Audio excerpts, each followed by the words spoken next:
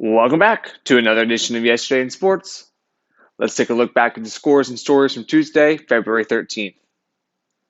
It's going to be a slow day today, but the biggest story coming from Tuesday revolves around the expanding college football playoff.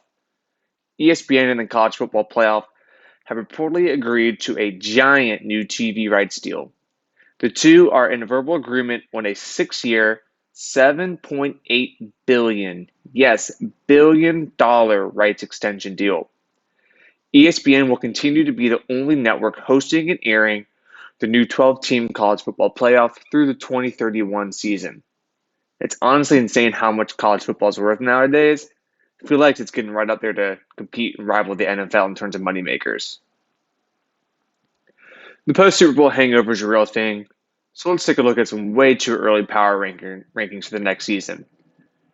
A bit surprising, but the Baltimore Ravens are sitting at the number one position going into the next season, with the back-to-back defending champs Chiefs at number 2. That doesn't really make sense to me, but I guess I'm not the expert here. The Super Bowl runners-up 49ers are sitting at number 3 going into the next season, with the Detroit Lions and the Buffalo Bills rounding out the top 5. If you're a fan of the Panthers or the Commanders, don't bother reading the article. You're at the bottom at 32 and 31. You can find the rest of the rankings, a little bit of explanation of why they're ranked there at ESPN.com. The only other relevant news from Tuesday involves 2 roster moves from different leagues.